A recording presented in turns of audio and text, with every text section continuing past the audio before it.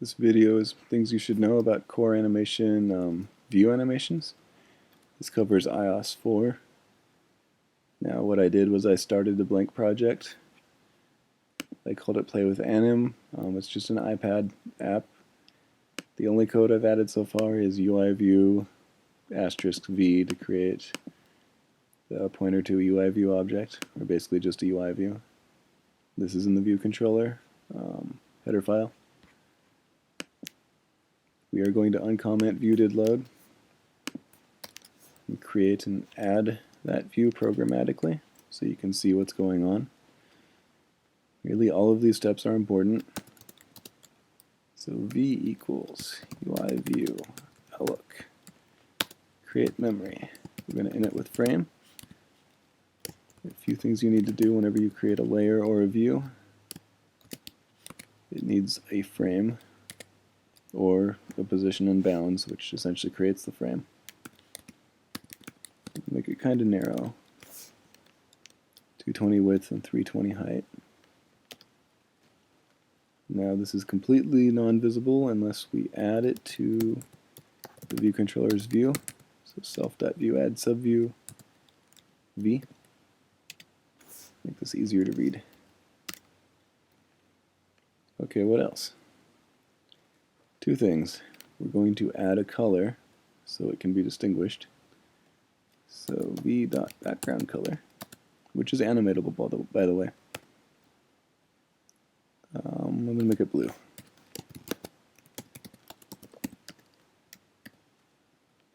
And because adding the subview increases the retain count, because the self.view is now retaining it, you can release it.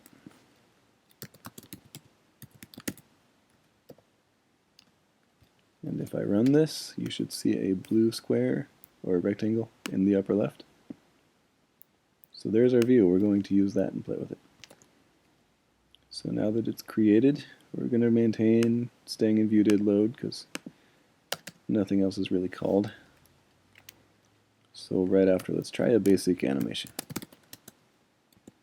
If it's a function of UIView. So here's the most basic one, UIView animate with duration 3 seconds animations and use a block. So do the up arrow, which I forgot the official name for that. And we can move it off to the right. So I'm just going to separate out the code a little bit. I like to use the center because it's simple. So v.center equals cg point make. I'll explain what this code does in a second. v.center.x, v.center.y, so that's basically going to keep it where it is, so we better move it a little bit. Plus 200, so it's going to move to the right 200 over 3 seconds. What if I wanted to do more than that? It has another function. I'm just going to add the completion block.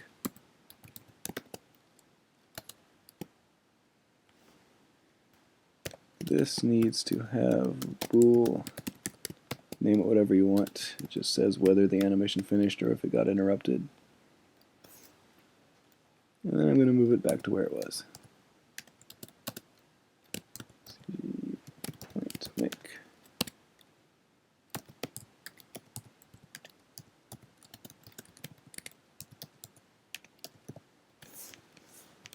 Don't forget the semicolon.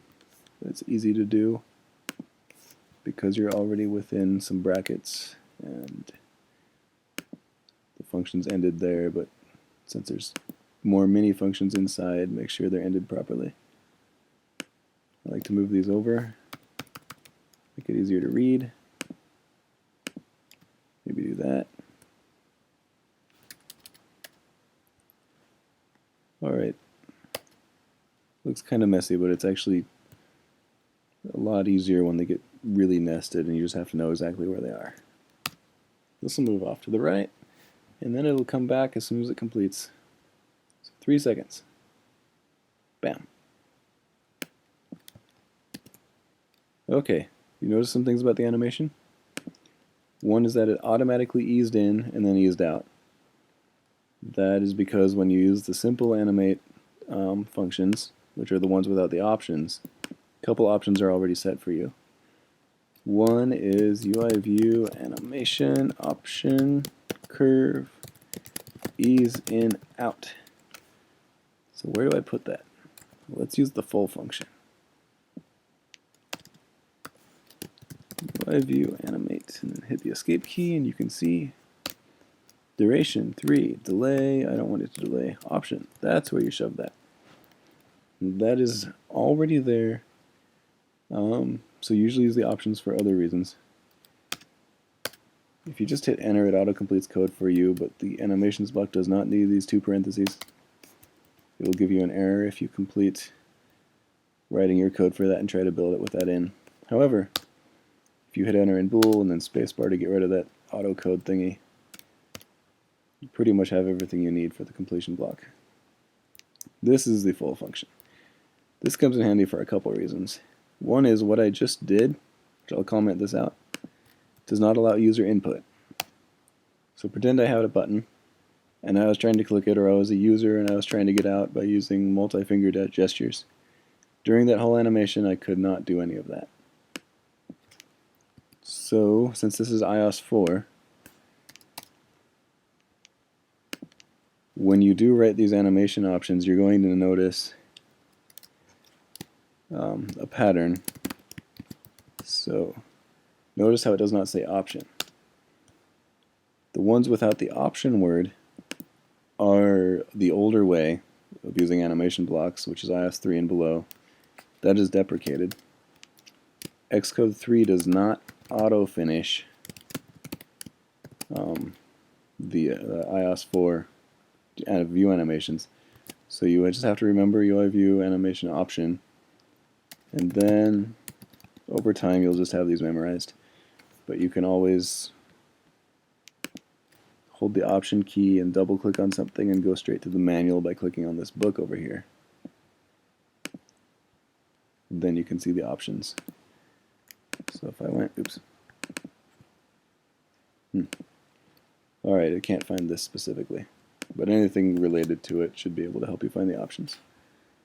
Like finding this function under the UIView documentation. So if I have this, I can finally click on things, and then I use a bitwise OR, which basically lets me add more than one flag. So UIView animation option curve ease in. See a pattern? Curve ease in, curve ease out. There's curve linear if you don't want it to curve at all. I'll show you what that does in a second. So, cleaning up the code a little bit, I'm just going to copy this line.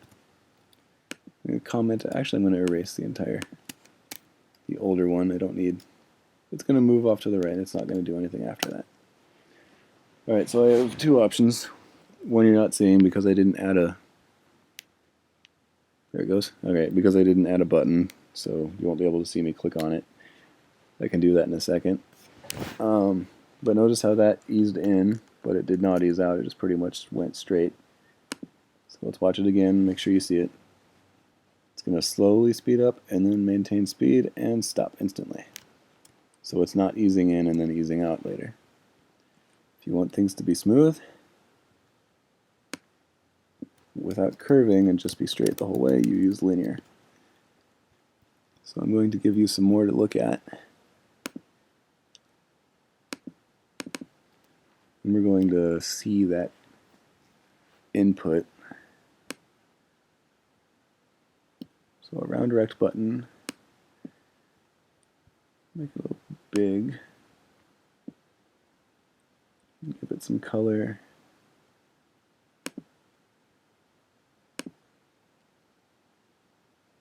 Alright.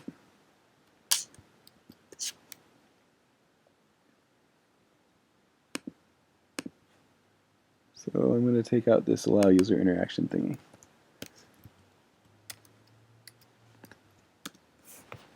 And I'm going to try to click on that button. And I might have made a mistake. Nope. Alright. Yeah, I'm not clicking on it. Oh, now it's letting me click on it. I thought I didn't save the zip file. So I'm putting it back in. Now I should be able to click on it while it's animating. Yep, I can do it. That is really important. And remember this option word. It will not autocomplete it for you unless you have Xcode 4. Alright, now for the reason you are watching this, for the more advanced stuff. What if I wanted to hide it over time? So view or v.hidden equals yes. So over 3 seconds it should go from completely visible to completely hidden, correct? You may already know this. It's already hidden. What's going on? Technically, what the view animation does is it already sets the value of the view. And this is usually, like, its own view is called the model property. So the model is hidden, and it has two other states for showing itself on screen. One is the model, which is what you're going to get when you access v.center. One is the presentation layer, and that's where the animation is going. And another is the rendering layer, which is where it is on the screen, and you never have access to it, but that is the third layer.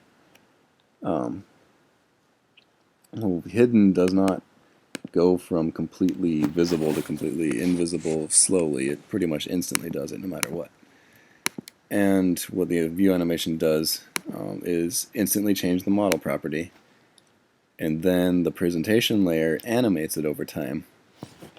So even though it's trying to separate it out and say, this is already hidden, but try to pretend it does it over time, hidden only has yes or no, so it pretty much stays hidden instantly, like you saw. If you want to get around this, you'll want to use the alpha, and that goes from 0, which is invisible, to 1,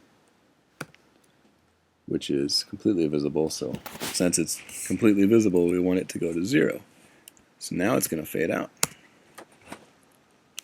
And it should do this over time, while letting me click on things, thanks to this one. Okay, so that works, but what if I still wanted it to be hidden? That's where this completion block comes in handy. When it completes, you can say v.hidden equals yes. And now it won't really show any different, but you know that after it's done fading, it hides itself. And when it's hidden, it doesn't respond to user input. This comes in handy when you're writing complicated views. Okay, say you wanted something to flash. I'll show you a little trick.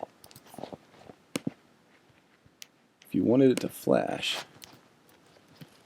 you know you can't animate the hidden property, but let's see, I forgot something. The reason you'll want to animate it, even if it's flashing on and off for the alpha, is because this completion block gets fired as soon as the model property and the presentation layer property are the same, which means as soon as the animation's done. So say I had something over 3 seconds, and I wanted it to become completely invisible. So for some reason I said hidden instead of change the alpha. So over 3 seconds of the hidden animation, at the very end I want you to unhide it. And I have to do this, otherwise I wouldn't see anything. Maybe I wanted it to move or something, but you should be able to tell once it's visible anyway. So after 3 seconds it should unhide itself, but it should definitely stay hidden for 3 seconds. That's what our code says. Let's see what happens. Oh, look, it's instantly visible. This is why it's really important to understand that it's animating a property over time.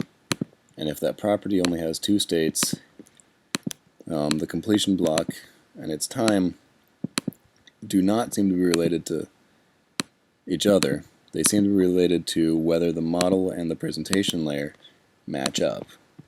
So if you say it's hidden, and then the presentation layer says, okay, I'm going to slowly do this over time. Oh, look, I'm already done. it's going to fire the completion block.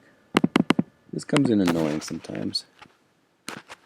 So let's make this a little more interesting. Let's say I want it to last for 2 seconds, but I want it to wait for 3 seconds before it does anything. Then it'll hide. So we should be able to tell when that happens. And then after it's done with this 3-second thing, I'm going to change its alpha to 0.4. Basically make it a little harder to see. Look, that happened instantly. I thought it was supposed to wait 3 seconds. I would guess this is actually a bug. But the point is, you try to come up with a workaround, and your workaround fails. So obviously this 3-second delay means nothing, because it seems the presentation layer is what gets delayed over time, not the whole animation, or rather, even though there's a delay, it still changes the value instantly and then tries to animate it over time. It just says, I'm going to wait 3 seconds. But if it still matches, if the model and the presentation layer match, it goes straight to the completion block, even with the delay. So I don't know how Apple's underlying code works exactly, but based on what you've just seen, you can guess that that's probably pretty similar to what they do in the underlying code. Now, I'm hoping that at some point, if you are watching this, you do read the Quartz manual or the Core Animation manual.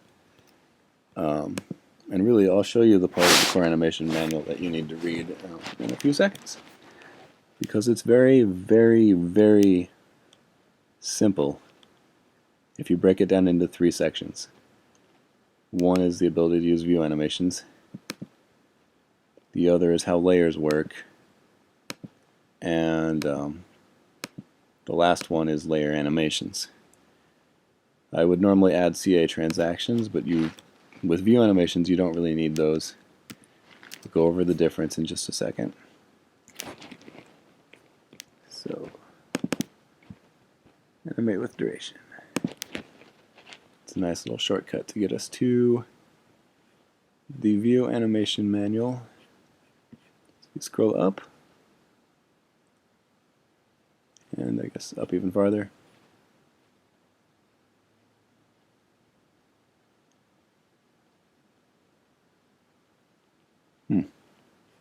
Okay, we'll just click on any link. And there it is. Usually related guides will have links to each other and you can just follow them. So off to the left. Alright, this isn't quite it. Layer actions. I'll find it. It has pictures, it's very easy to find.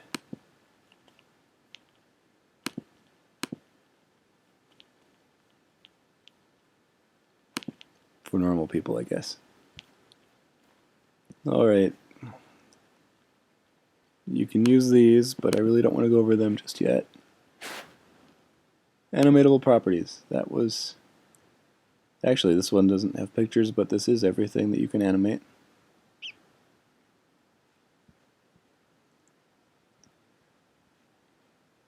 So, where is it? Anchor point, we should go over that soon. I want to do the 3D stuff. Hang on, core animation layers. That's not it. Huh. Weird. I just read it. Anyway, I'm wasting too much time on this. I found it. It was towards the end. Layer style properties. Pretty much this has all the properties you can animate, so border color, wow. I've never used that, but usually the background color you can make it animate to and from different colors. Frame, its position and size at the same time. Bounds is just its size. Position is the upper left corner. Anchor point is the area it rotates around and scales from. Corner radius is basically makes the corners round. If you make it half of the height and width, you essentially get a circle, as long as the height and width are the same. Transform is what I want to get to next. Let's go down, I believe. Okay. I have to go back to the other thing. Oops. Accidental pinch gesture.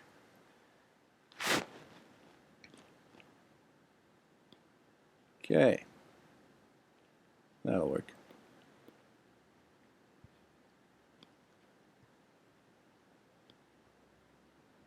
These, which I kept accidentally getting to earlier, but since they didn't have the pictures, they weren't a very good example, are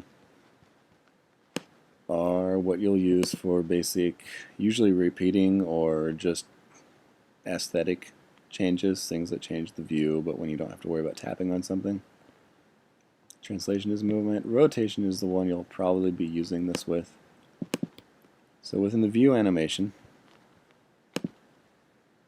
it's important. Oh yeah, I'm already in Xcode technically, so if I want to rotate it up and down, so around the x-axis, you say v.transform equals CGFine transform. Don't worry about this giant matrix thing. If you add what you want afterwards, which is rotation, you can simply use the angle, which happens to be in radians. So 2 pi is in a complete circle, so if I wanted to go half of a circle, it's just pi. So m underscore pi in caps is the math constant for pi. And I believe this rotates it counterclockwise. So let's take a look. This is a real shortcut.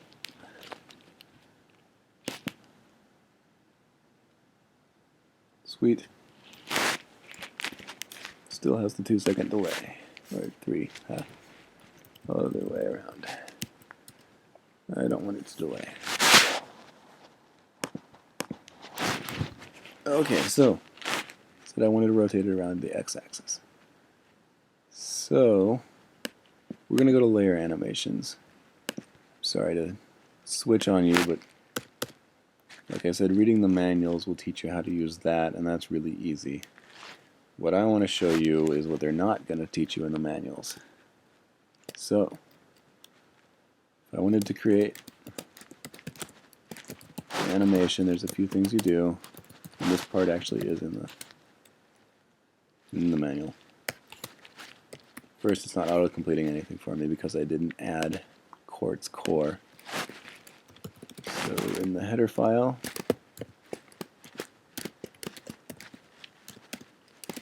add the Quartz Core / quartzcore.h. Save it. Frameworks, right-click, add existing frameworks. You just hit the Q key after clicking in there, go straight to Quartz Core Framework.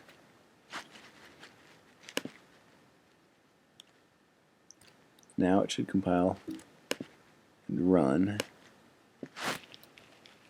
Let's see if it auto-completes. Nope. Might take a second.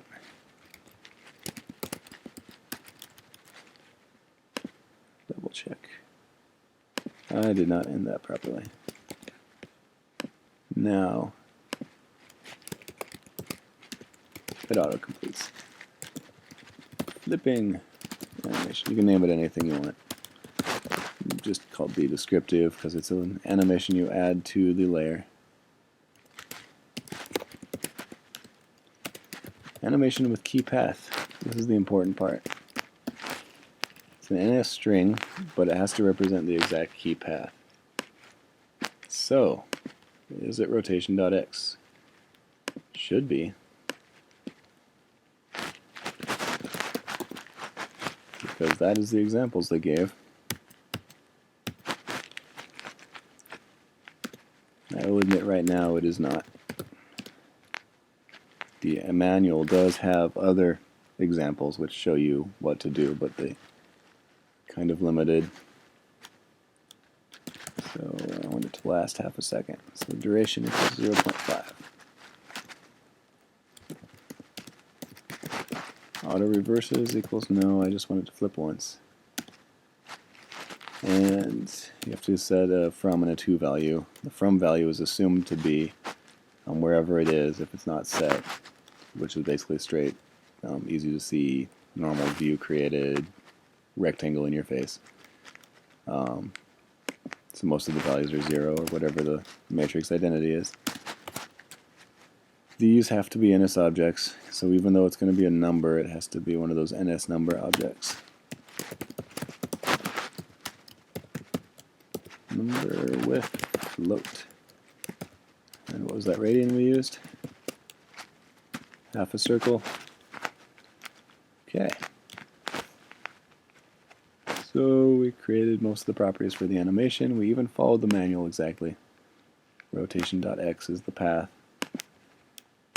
That's key value coding. I recommend watching a video and or reading a manual on key value coding to understand that. For now, we're just going to add it to V's layer. Let's see. Add animation. You need the name of the animation. The key. This key you can actually make up. The animation adding key is different than the key path. This is what you're going to animate. This is just a name for what you're calling it when you do add it to the view or the layer. And if I run this, it should kind of bow downwards because it's just flipping on the x-axis. But no, it just does the old animation and nothing else. I'm going to comment out this animation so it doesn't actually do it. Like I said, this is wrong. You have to add transform. So now it's transform.rotation, transform.translation, transform.scale, whatever you're trying to animate. Add transform before this. It is in the manual, it's just when you're learning, it's really hard to remember.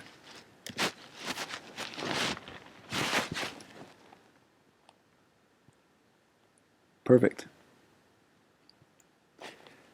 That's half of a full circle, so essentially it just flipped backwards and now it's upside down, but you can't really tell. Now, here's an interesting question. If it's upside down, why can you see it? Wouldn't the back be clear or wide or something? I believe that's in the Quartz manual, and it has to do with backface culling, and even though it's usually a 3D thing, core animation with its little 2D views happens to have culling, and you can turn it on or off, so obviously it's off because it's not being culled. You can see it. You can turn it on, and if you do that, it should be invisible or whatever color the backface would be. But yeah, so the goal of this tutorial was actually to teach you some things that weren't in the manual, give you an overview of how to use core animation. I will plan on doing some more tutorials later on how to make things repeat, how to make them repeat without the views continuously retaining things. Because if you have a repeating animation, if you use perform selector or if you just call a function within the completion block, it'll continue being called even if the view was supposed to be unloaded. Yeah, let me know if you have any questions. If your questions are basic, I know that me and other people will probably refer to you to read the manuals. This tutorial assumes that you either will read the manual or that you have tried. I will admit I'm making this video because they're not very easy for beginning. They all refer to other manuals and they kind of loop on themselves, getting catch-22s. You can't understand core animation without Quartz, you can't understand UIViews without core animation, you can't understand any of it without using it. So, okay.